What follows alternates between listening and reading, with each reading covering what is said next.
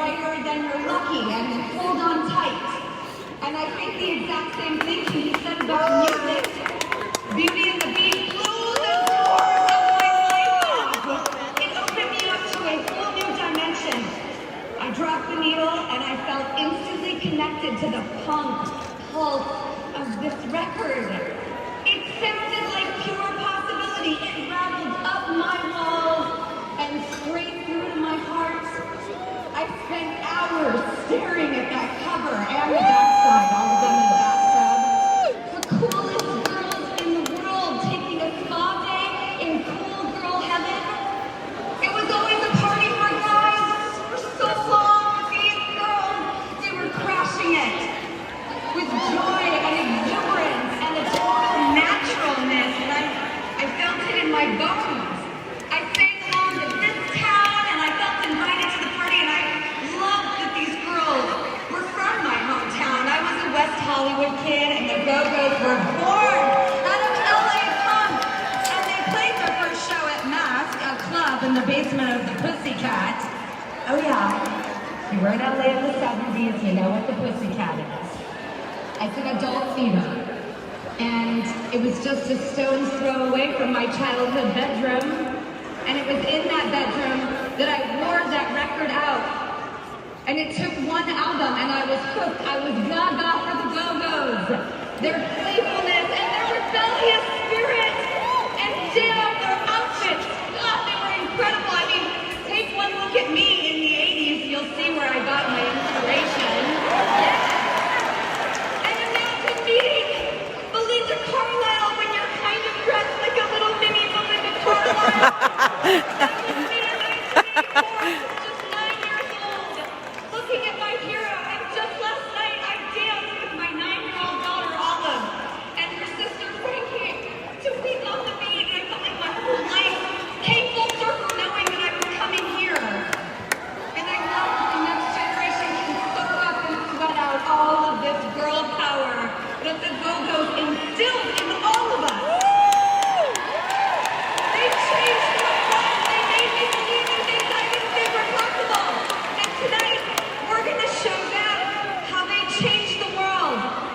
40 years of making music, countless world tours, selling out 8 shows at the Whiskey, playing the Bowl, the Garden, getting tanked, and playing SNL for 60 million, opening for the Stones, influencing so many kick-ass bands to come. And that's just a tiny sampler of this band's legacy. And it doesn't even touch what they muscled through in their wild chapters. And trust me, I know a thing or two about wild chapters.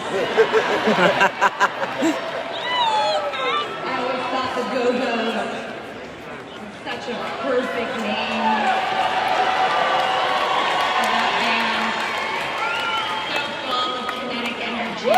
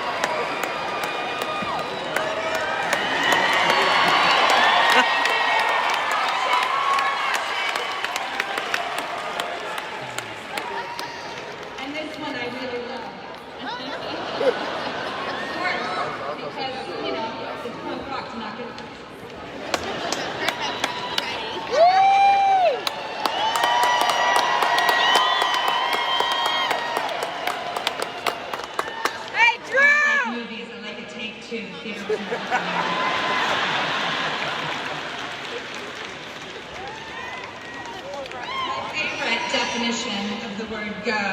Hey, Drew! Is to proceed without delay. And often.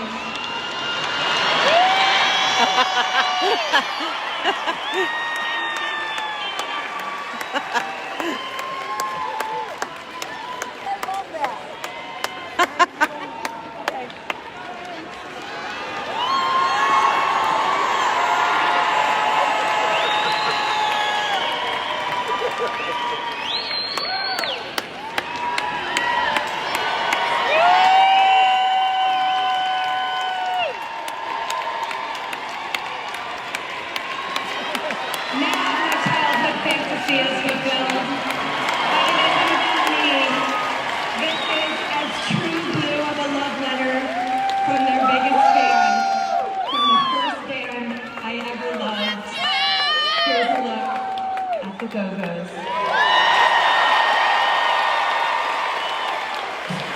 These are the Go-Go's. Charlotte Cathy, Gina Schott, Jane Weedland, Kathy Valentine, and Belinda Carlisle. The greatest all-girl group of all time, the Go-Go's.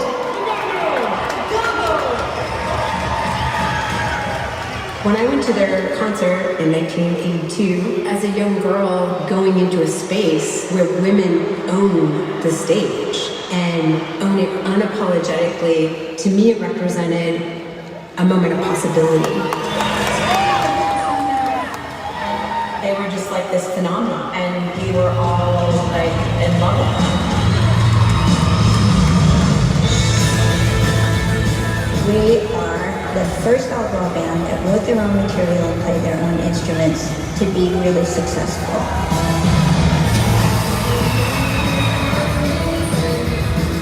When we get on stage, we don't know what the fuck's gonna happen. And I love that about this band. People automatically assumed that we were always a pop band and that we were probably put together by some guy, but we did it all ourselves. We got on stage and happened to be a group of women really kicking ass. It was great. We knew it. 1 in a million bands gets to where we got.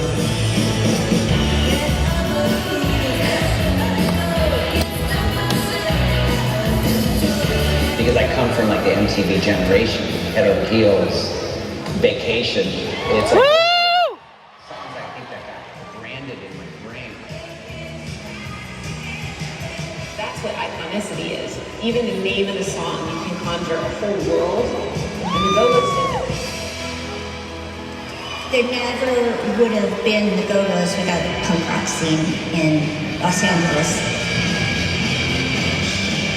Everybody was in the band, and it was like the core group would be in the band, and we were basically the only people left that weren't in the band. So we decided to do it too. Was that another problem? That we didn't know how to play instruments.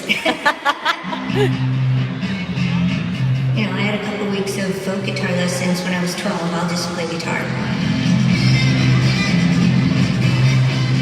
I certainly thought I could sing. I thought I sounded like Julie Andrews. The Go-Go's were really a badass punk band. They were fueled by a "we will not take no for an answer" attitude. I think that deep down inside we knew that we had something really special, but we needed someone that actually knew how to do it. Let's try plugging the amps into the wall first.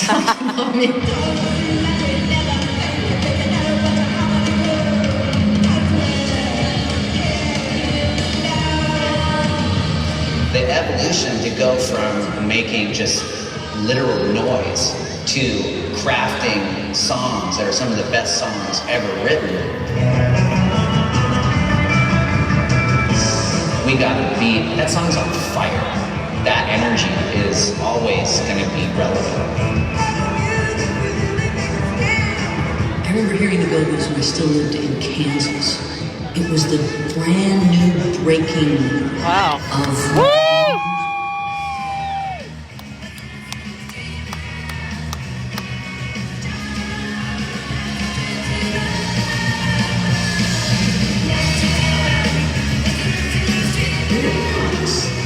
And I think we're ready to take it to the next level. Record companies were afraid to take a chance on an all-girl band because none had really succeeded before. But IRS did. We signed on April 1st. The next day, we flew to New York. I loved this town. This is like a spy movie. And here comes the guitar. James Bond. The Go-Go's were doing their own thing, but they were also channeling 60s music. With the Go-Go's, as a punk band, they didn't have the experience to know they could do more than just execute the moment.